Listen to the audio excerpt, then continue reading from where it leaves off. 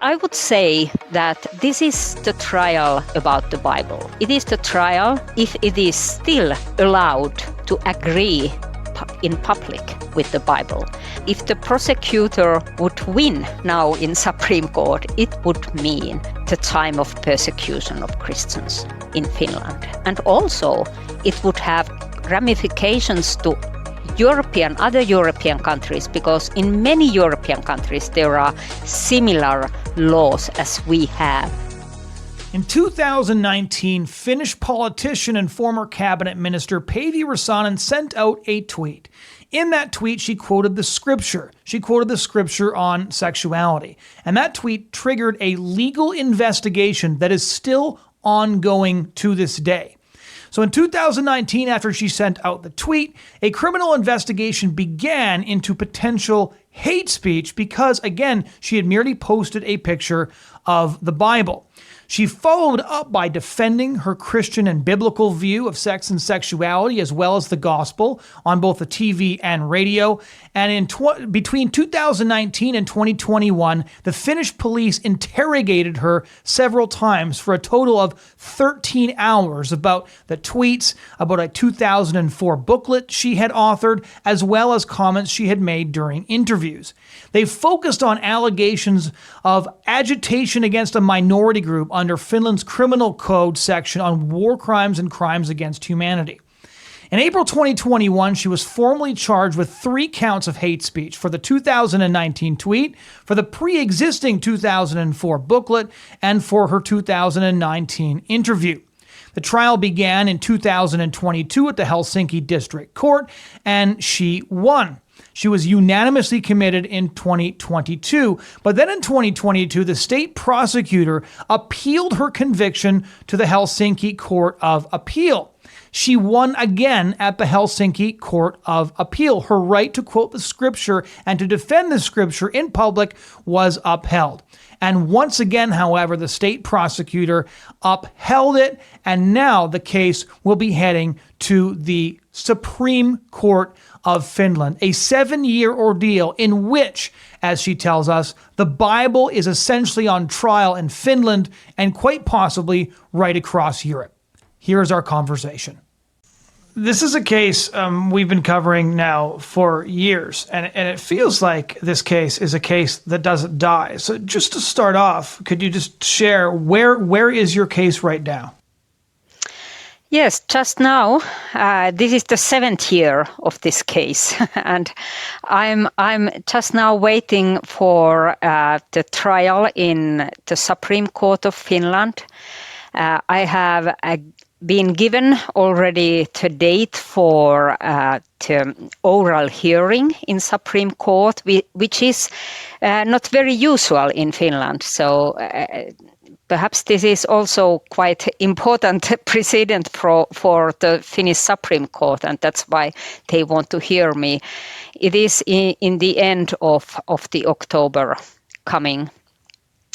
So this I have been in the Helsinki District Court and in the Court of Appeal, and I was acquitted in both of these courts. The decisions, they were unanimous, but the prosecutor general appealed to the Supreme Court, and that's why I'm going there. So for those who are still unfamiliar with this story, which is, again, as you mentioned, has been going on for 7 years, maybe fill the viewers in. How did this story begin, and why has this prosecutor been pursuing you now almost for 10 years? Yeah. Yes, I have to say that this has been very surprising also to me. I have been 30 years in politics in Parliament of Finland. I have been also Minister of Interior, and I could never believe that something like that could happen in Finland. Over 6 years ago, in June 2019, I updated my Twitter, and that's why that the Finnish Evangelical Lutheran Church, its leadership, decided to support the Helsinki Pride event. And it was a disappointment and even a shock to me and also to many other Bible-believing Christians. And I was very worried that if the bishops, if the leadership of the church is supporting something that is so in contradiction with the Bible, it will undermine the trust on the Bible, especially for young people. And that's why I even considered resigning the church, but I got a very clear vision that it is my task. It is my duty to speak aloud about the issue. And I took a photo from the Bible, from the first chapter of the book of Romans, where Apostle Paul teaches about the same-sex relationships, and he uses, for example, the word of shame and sin about these relationships, and only wrote to the Twitter. I wrote a question to the leadership of the church that how does your support fit to this text, which is the foundation of the church. And after that, the discussion began in our society and in our church, and somebody made a criminal complaint. Police started to investigate the case, and at the beginning, I couldn't even believe that police starts these investigations, but it took over 1.5 years for the police to investigate the case. And when it came into public, there became more and more criminal complaints and investigations about my writings. For example, a booklet that I had written already 2004, male and female, he created them. It was about marriage and sexual ethics from Christian perspective. And then there were some radio program and TV program and so on.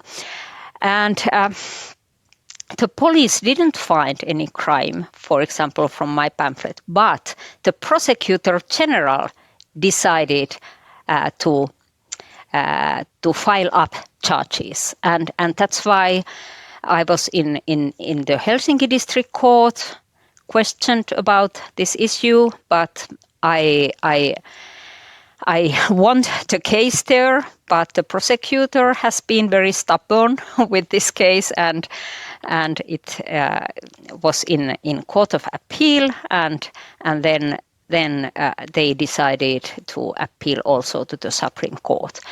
And I have to say that every step during this case has been a surprise to me, that this really continues in our society, which has,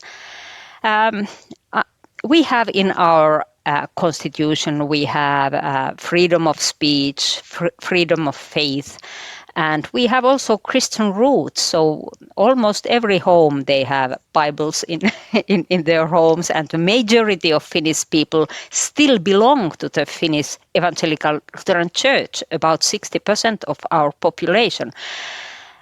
So it should not be a surprise for the prosecutor what the Bible teaches about these issues.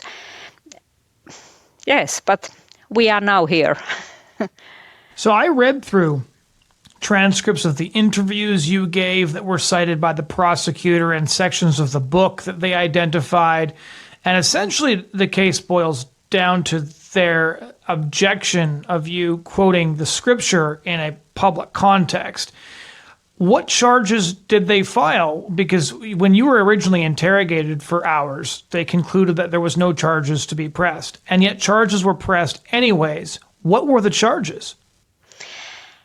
Yes, they are accusing me for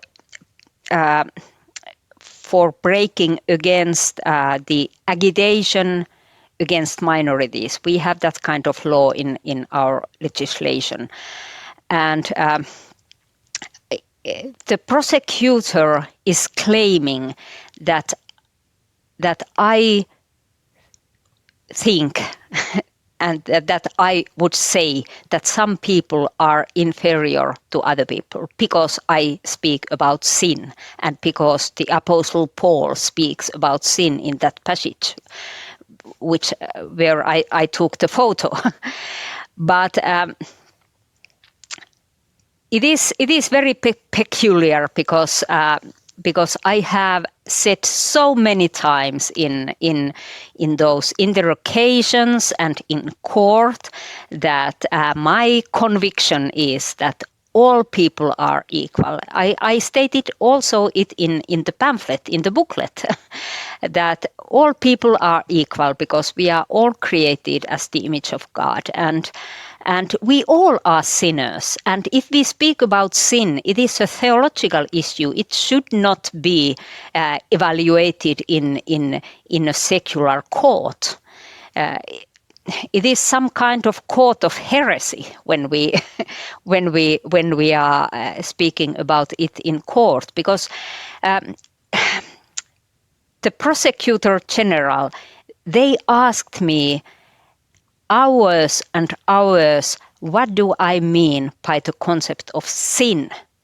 And they claimed that if I speak about sin in the context of homosexual relationships, then I would think and claim that some people are inferior to other people. And there have been, I have to say that there have been even false statements about what I have said. And for example, the prosecutor claimed that I had said that God has not even created homosexual people. Of course, I have not said anything like that. And there were several other such issues, but the Helsinki District Court, in its decision, it said that they didn't find any of these statements in my writings. But the prosecutor still claims that even though that I have not said it, I have thought it and I have meant it, and people understand it, that I think that some people are inferior to other people.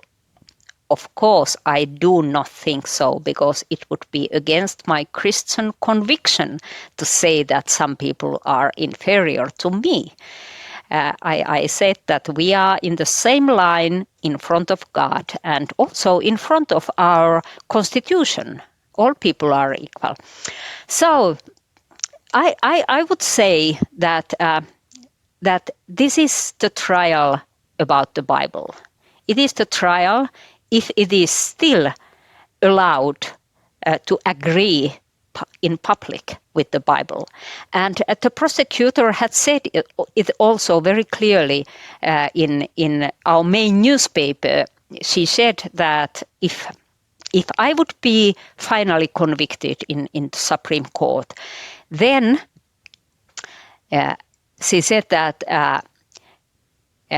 the Bibles are still allowed to exist, for example, in libraries, and you can refer to the Bible, but the red line is if you, in public, if you agree with the Bible.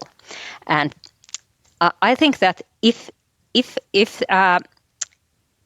the prosecutor would win now in Supreme Court, it would mean the time of persecution of Christians in Finland. And also it would have ramifications to other European countries, because in many European countries there are similar laws as we have, the hate speech law, the agitation against minorities as we have in Finland.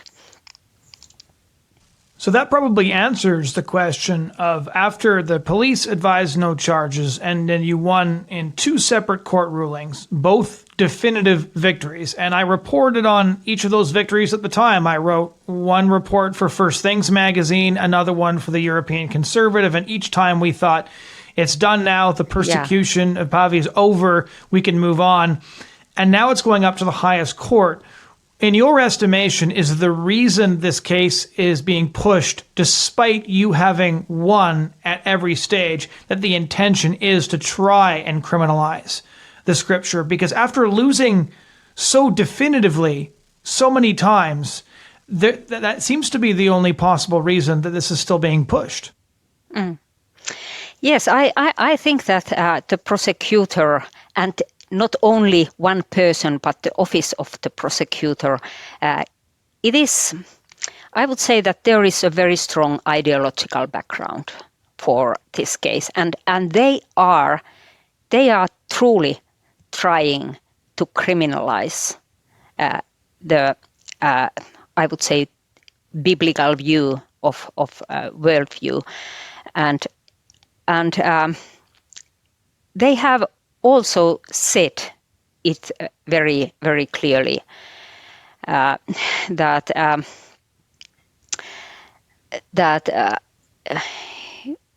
so of course this would be also a precedent, and depending on what the Supreme Court will decide, it will have it will be a precedent also for possible similar cases in the future, and some kind of advice to the lower courts in those cases. But yes, I have to tell that in Helsinki District Court, the prosecutor, when they were accusing me, they said that my ideology would be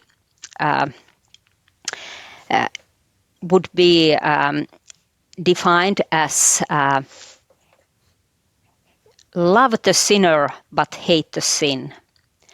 And they said that this kind of ideology is hateful in itself, because they explained, the prosecutor explained that it means that even though that you love a person, then you hate his or her deeds, and they claimed that you cannot make some kind of division between the human being and his value and his deeds. So there is a very, very deep view of man in behind of these accusations.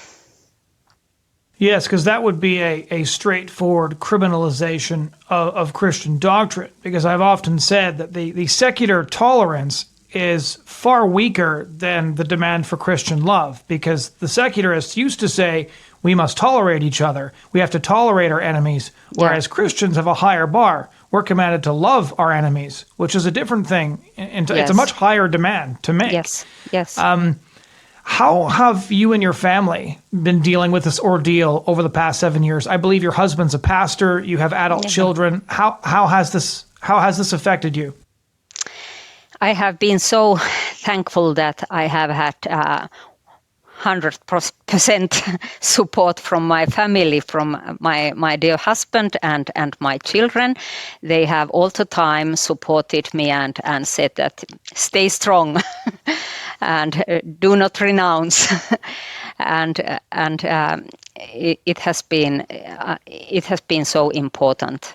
And so I'm thankful that I have the support from my children and also from my grandchildren, who tell that they are praying for me.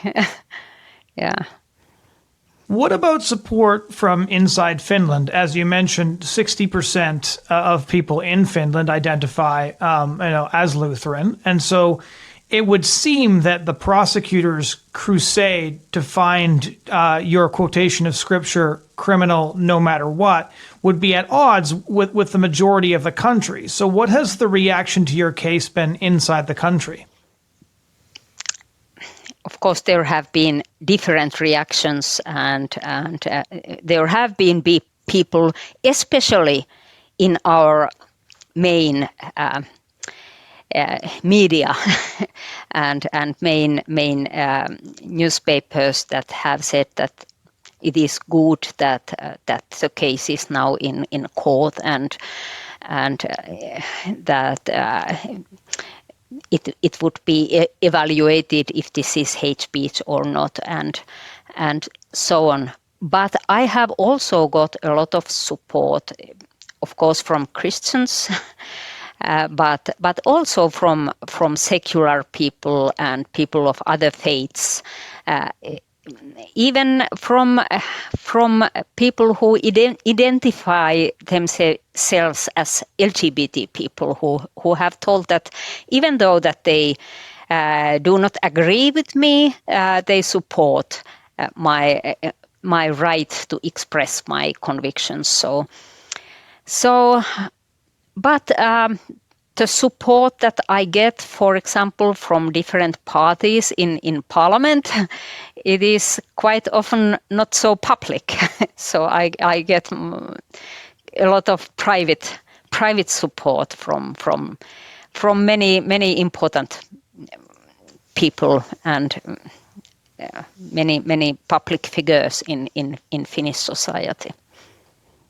Do you suspect that perhaps the fact that the sort of LGBT movement has targeted you and has dragged the case on for so long, that the process is the punishment in some ways? That by making it, even if you win your case, people could look at you and say, well, she quoted the Bible on social media, she quoted the Bible in a book, she quoted the Bible on radio and TV, and yes, her right to do so was affirmed, but look at what they did to her for doing it. Do you think that that might be part of this? Yes, I even think that it may be the main reason for this process and for the prosecutor. I have to tell that the state prosecutor who has been in court, she had published before this case. She had published some writings and articles as a prosecutor about LGBT rights, and she had demanded that the Finnish Evangelical Lutheran Church should start marry same-sex couples. So she had very strong views about these issues even before my Twitter update. And yes, I think that they are trying to show that what could happen if you use your right to speech, and of course I'm afraid that for some people this has already worked as some kind of self-censorship in their life. For example, I have got when the case came into public, I got messages from some pastors who asked me.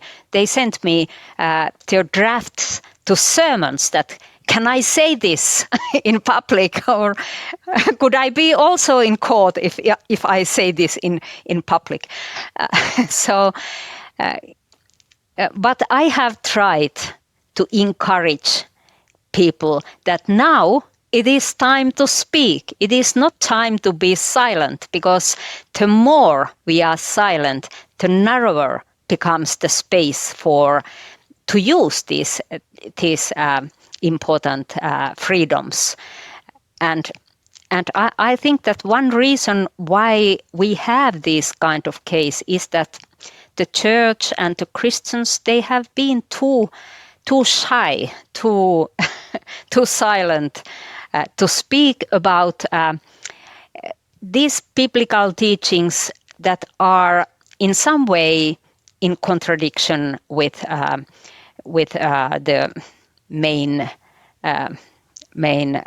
mainstream ideology in our society.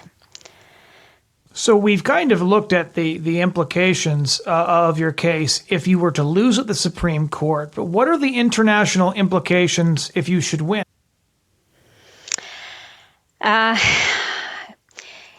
Especially in Europe, I would say that I believe that the Christians and also the LGBT advocates, they are following this case, what will happen in Finland.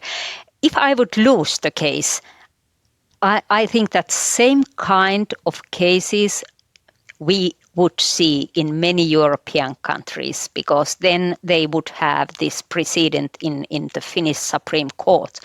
But if I would win, I think that it would strengthen the freedom of speech and the freedom of the Bible, freedom of Christians to express their convictions, their beliefs, and I believe that it would encourage many people to speak more boldly in public, and I think that is what we need now in this time. How does it feel to be at the center of a case that is so significant either way? Yes, this is a good question. I have had all the time, I have had a very strong feeling that this has been my calling, that this is not in vain. There is a purpose for this process. And I have to tell that I have got, during this process, I have got so much encouragement and support that it is overwhelming and surprising for me. And I have got a lot of joy for example, that this has opened up so many challenges, so many chances, possibilities to share, to witness of the gospel and Christ. What is the solution to the problem of sin, about Jesus in our media, in front of police, in front of court, that I would never have had these kind of opportunities without the prosecution. And I have got also messages from people, for example, from young people who have told that they have found Christ during this process when they have been listening and following this. They have been, for example, following my radio interview and prayed after that Jesus would come into their life. And it has encouraged me a lot that this is, I'm on the right path. So this is the right way to go. And I believe that everything is in God's hands, whatever happens. So I'm ready for anything in this case. Yeah. Very often in the articles about your case, Finland's Christian heritage has been mentioned, and each European country has a slightly different kind of Christian heritage. What is Finland's Christian heritage like? Yes, the Christianity has been in Finland for centuries, and the main denomination in Finland has been the Lutheran Church. For example, when I was young, over 90% of people belonged to the Lutheran Church. Wow. And yes, and I would say that when I was a child, it was very common that all the children from the village came to Sunday schools, and in the schools we started with prayer and Bible and so on. So the Christian culture in Finnish society has been very strong, but there has happened a great change during some decades. And nowadays about 60% belong to the Lutheran Church, but only a minority of them tell that they believe to the doctrines of Christianity. So the secularization has been very rapid in our society, and nowadays the society has even become in some way hostile against Bible believing Christians.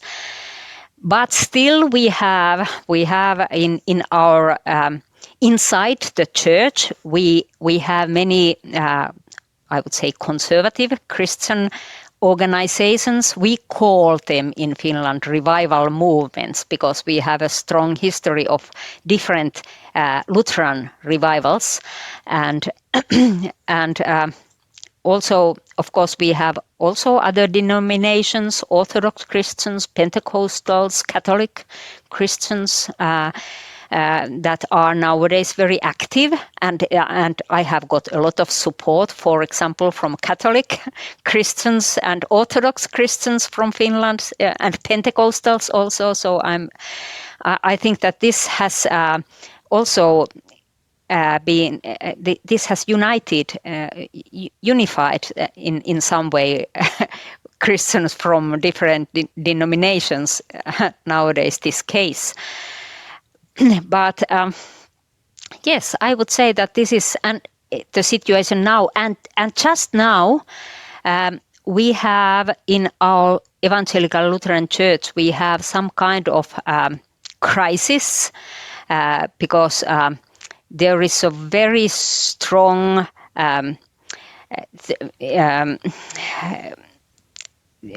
division inside the church. The bishops are very progressive, liberal. They would like to marry same-sex couples, and some of them even marry, and some pastors in our church marry same-sex couples, even though that it is not legal in our church. but